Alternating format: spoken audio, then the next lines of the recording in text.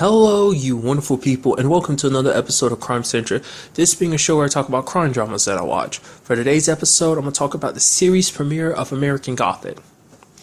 So right from the beginning, I obviously went into the show knowing basically what it was going to be about. Was very surprised to find out how dysfunctional the family is, but I guess it's like, they are kind of a higher class family. They're a pretty wealthy family, so it's like, with wealth comes a lot of problems.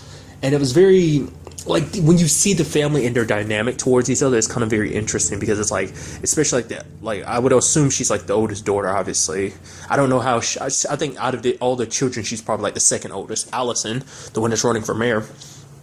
You're kind of like, wow, you're a little slimy.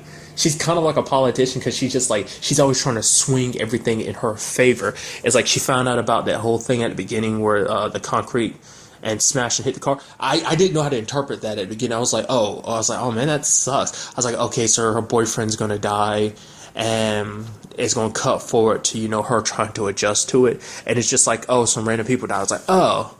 That's weird. I already knew. I was like, okay, there must be some kind of significance behind it. Either who got hit by it, or to me, I was thinking it was some significance about who got hit, and maybe look at the rubble of their car, there'd be some kind of reveal.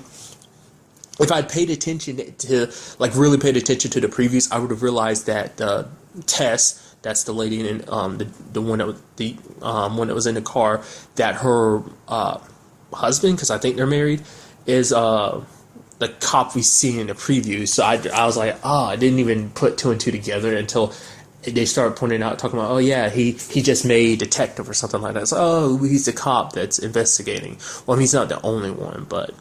And which, in itself, that adds a whole different dynamic to the show, too, because because obviously with TV shows, they kind of show you everything is typically in the first episode, nothing really beyond that. So most everything you see from the previews has mainly been from this first episode.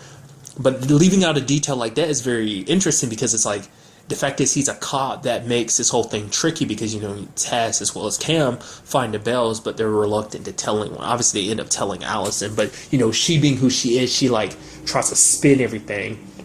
Like I was trying to say before, she took the incident and she was like, oh, they discovered a belt in there. It's, connected to this silver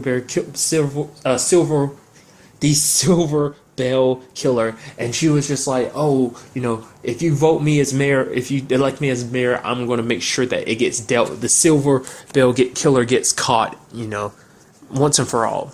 It's just she's always trying to spin everything. She's telling Cam and Tess to shut their mouths, and at the very least, pretend like they didn't find the box. Don't say anything to anyone. Don't touch it. Don't move it. Wait until after November 6th, after she gets elected. Or see how everything plays out. Because, she's arguing, it could affect the rest of their lives. Tess being a teacher, as well as Cam being, drawing comics for a newspaper. But, mainly she's worried about her own, it backlashing on her. Which, side note, there's something that happened at the end of the episode where she was texting her campaign manager, Naomi. She was saying, I can't sleep. Now, me being me, and just because I do love scandalous parts of dramas, I could be completely wrong in this. I'm interpreting that as, Allison and Naomi are having an affair. Could be completely wrong. Obviously she was dealing with the information that her little girl told her. It's which I really like that because it's what did Uncle Garrett say to her? I didn't think we were going to actually find that out in this episode. I thought it wasn't going to be till a little bit later on it gets flashed back to us. No, we find out immediately in the first episode. And Garrett told their dad, I'm going to tell everyone it was you. Because I was like, wow, things aren't a little suspicious. The fact is, you just showed back up in town to see your dad. The moment you meet him, a couple seconds later, he's having a heart attack or something again, and is being labeled as in a coma. So it's wow, that doesn't look suspicious. He did say some BS what I told Dad was I missed him and that I loved him. It's you're so full of crap. Because if that was true, you would have said it out loud. You wouldn't have whispered it in his ear. I was I could tell you're lying. I mean, what I really appreciate is obviously it's your typical murder mystery where it's all the evidence is pointing to this one person. Everything and everybody is pointing. It's oh yeah, it's got to be him. Because even Cam's the first one to point fingers at Garrett. Be yo, the guy's suspicious as hell. He's not quite right. So it's like obvious. It's like, oh, it's all pointing towards Garrett, but it's like that's too obvious. It's like, because with these type of things, there's always the twist. So I'm kind of like, I'm just like, okay, you're saying it's Garrett. You're gonna say it's Garrett for a while, but then you're gonna give me the, let's like, where's the twist at? And since we're talking about a little weird, let's talk about Cam's son. Cam's a little disturbed, like all those drawings of like all those way people die, and it's just like his dad was like, "Hey, why don't you draw somebody with wings or something?" He's like, "But people flying isn't realistic, Dad." It's just like, yeah, but he's telling you not to be so creepy. It's kind of a shame. It seems like him and Garrett kind of get along because he brought up this like, oh, you know that when you cut a worm in half, both half of us is fine. You saw Jack Cam's son kind of smile a little bit, so it's kind of like you see them kind of connecting. It does seem like he is disconnected, like not very connected with his dad. He does like to draw, and it seems like he's very talented just with the things he draws. But I guess when you kind of look at where he comes from, it's like he comes from a very dysfunctional family all on its own. Both his parents being drug users. Obviously, Cam's trying to fight back the urges. He's been clean for almost a year. He's divorcing Jack's mom just because she's won't bother getting clean or staying clean. Obviously, that we see at the end of the episode that doesn't stick. When I guess we didn't see it, but I can assume that they got high together and hooked up. So.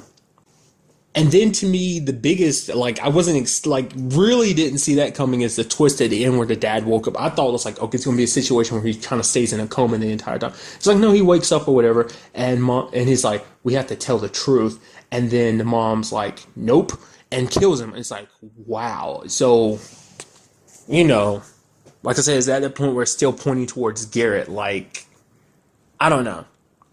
Because, the timeline has been like, okay, 14 years has passed since the last time the Silver Bell Killer killed. And that's the same time that Garrett left town. Still unsure why he left. I'm sure there's, because there was a conversation between him and his mom earlier in the episode being like, you promised you'd never come back. And he was like, yeah, I did make that promise. It's because it seemed like Garrett kind of has like content for the rest of his family, with the exception of Tess. Like, she's the only person in the family he seems to like. Everyone else he couldn't care less for. Which maybe obviously we'll probably find out more about that.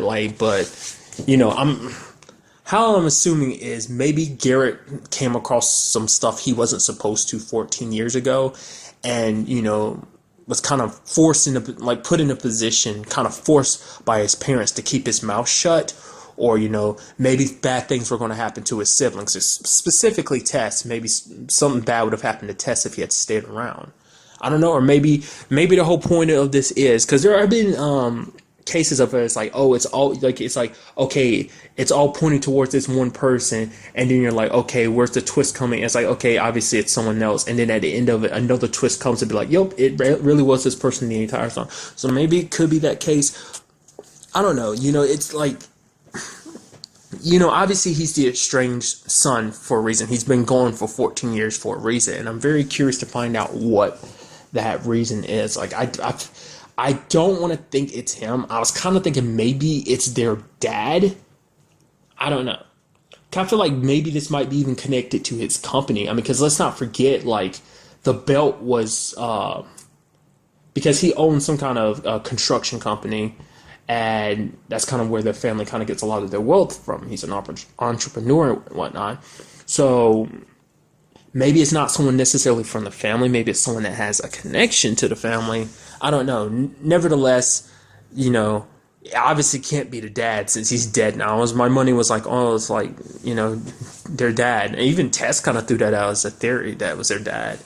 But obviously, that's what kind of started this whole thing. He fainted and had his heart attack because it was just like this was coming back to the surface. Like, it was something. It seems like something that would just kind of died down. It became, most likely a cold case. Like I said, 14 years, and it just kind of resurfacing again. Maybe he just couldn't take it. And like, what is so bad that the mom felt the need to keep the secret? She has to kill their dad. Maybe they have a secret sibling that they don't know about that's involved in all of this. Maybe that'll be it. Like I said, it could be someone associated with the family. Don't know.